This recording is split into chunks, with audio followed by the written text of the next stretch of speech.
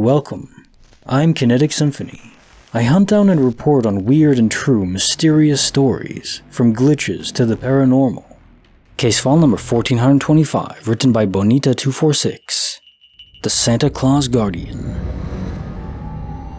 Since Christmas just passed, I was reminded of a miracle I was witness to a while back. This had to be about 15 years ago. I was about 26 years old. I had left a 3-year relationship and started up another one with the man who is now my husband.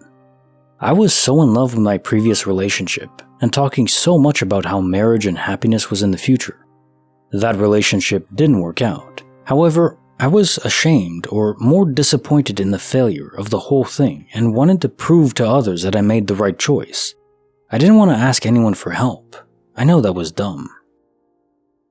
Anyway, I didn't have a car, and instead of asking my mom for a ride, because my ex used to take me back and forth to work, I decided to use the city's cab service.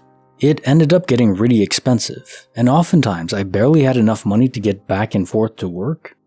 Sometimes I even walked, and it was a whole city away, taking about 2 hours to get home. Anyways, I was a manager at McDonald's, and it was stressful. One cold winter night, I was stressing badly because I didn't have enough to get home that night, and it was way too cold to walk. On a break, I decided to walk down to the busy road in the dark and smoke a cigarette and cry and think. The road is a straight one, and I could see in front and in back of me clearly, across the street as well. I got a little down the road and the Santa Claus looking dude approached me. I was totally creeped out, but remained friendly throughout the encounter. The man said hello and asked me how I was. I spoke back and told him I was okay. He said something like I shouldn't be walking in the dark, being a young lady. Then he said that I looked like I could use some money. I said, don't we all, and giggled a little. He said, I have this for you, and gave me a $50 bill. He said the only thing that he wanted in return was a hug. I was thinking, that's weird, but gave him a hug. He said Merry Christmas and went on. I immediately turned around behind him to go back to my job to check if the money was real. However, when I turned around, not even a minute after he passed me, he was nowhere to be found. Not across the street or anything. It was as if he just vanished. I was beyond creeped out at this point and rushed back to the restaurant. Turns out the money was actually real. I was able to get a ride home, plus some other things I needed until payday. I eventually swallowed my pride and finally worked out a deal with my parents to take me back and forth to work. I'm reminded of that night from time to time, especially when I'm low on cash and it seems like I'm in an impossible situation. I don't know what happened that night, but I'm forever grateful for that Santa-looking dude. Case notes for file 1425, the Santa Claus Guardian. Ah yes, the classic guardian angel event. Although I will say, some real human beings do this kind of random charity work directly on the street. I can say if I ever got rich one day, myself, that's what I'd enjoy doing. You see a lot of it now with the Mr. Beast types, and I think that's great, but it's kind of a business, you know what I mean? Sometimes being entirely anonymous, there's an appeal in that too. I might do a mix of both if I ever make it to that level of wealth. But I've been in a similar position before, so broke I could barely get home after work. I remember working in downtown Montreal, in a little apartment building at night as the doorman, but working inside at the desk. It's a fine job, but getting home I had to take the subway and bus. I remember one time I didn't have enough money for that, and this was in winter. Walking home would take hours, but I did it anyway. I had no choice. I don't remember ever being more tired than that morning when I finally got home. Achy feet and freezing, oof. Those kind of stories, those kind of events in a person's life, they do build character. They aren't for nothing. Case file number 1426, written by Mikey J777, An Engineer's Weird Summoning. So one thing that I can point to that is truly unexplainable. I was around 30 and was using this standing meditation book, The Way of Energy. My sister, much more into spiritual things, and I've always been the engineer type. But she had a friend that once told me that my feet were spiritually black and dead. Still no clue what he was talking about. One of the standing meditation things was to somehow focus on your center of mass and imagine some connection to the ground below. I figured, well, let me focus on this, and maybe my feet will not, be dead. While I pictured this, I felt this thunk into the back of my neck. I can't really explain it. I didn't move, I didn't make a sound, I just felt this thunk feeling. Now here's the weird part. My dog at the time would like to sleep behind me while I was standing and meditating. When this thunk thing happened, my dog got up, went and hid behind a chair, scared by whatever just happened. She hid and looked around the side of the chair at me. I remember looking over at her, thinking, what the hell just happened? I can't even start to hypothesize what went down.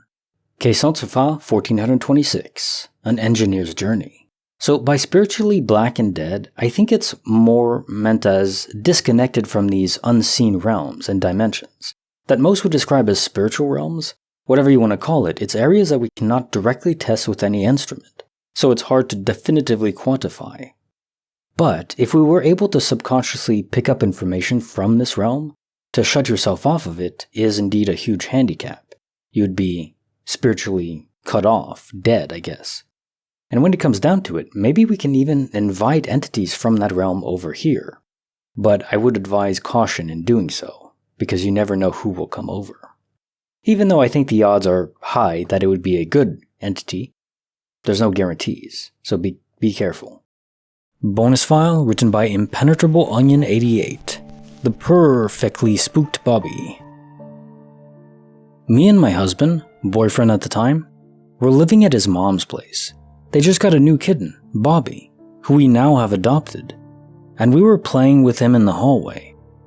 We had stopped playing and walked into our room. About a minute or so later, he started playing with the door. He would run down the hall and then wall kick off our door and would make a loud bang. He still wall kicks in our apartment all the time. I would open the door and he'd attack me and then run away. I'd then shut the door. This happened 4 or 5 times, with about a minute or more wait in between the next attack. I just shut the door and turned around, with my hand barely off the handle, when it sounded like a body was thrown into the door several times. We looked at each other like you heard that right, and I opened the door right away, and there was no one there. Bobby was nowhere to be seen, and in the split second it took me to open the door, he would have still been visible in the hallway. We then tried to replicate the sound. My husband, who's 180 pounds, couldn't get the door to make the same sound. He had to physically pick the door up and then body slam it to get it to sound somewhat similar. No idea what it was, but freaked both of us right out. Bobby didn't play with us the rest of the day. The craziest part was, after that, my husband told me that something similar happened to his mom and stepdad in the master bedroom, with the bathroom door, which is one of those sliding pocket doors. I had never heard that story before we started dating. So many weird things happened at that house. I'm so glad we don't live there anymore. Question for the bonus file. The Purr-fectly Spooked Bobby. The loudness level of these rogue sound events is what has me befuddled. Something is amplifying it beyond a natural state. So it's more than just sound from another universe, it's more like a small burst from multiple alternate universes combined at the same time. It's very weird. And now time for the quote of the day. It is our responsibilities, not ourselves, that we should take seriously. Peter Ustinov. And I would add to this, or amend it slightly, it's the responsibilities that we personally choose to undertake. Sometimes there's responsibilities that are thrust on you, but I don't think those are valid. I think sometimes in those cases you should still handle them with grace, but they aren't what define you. They aren't what build your character.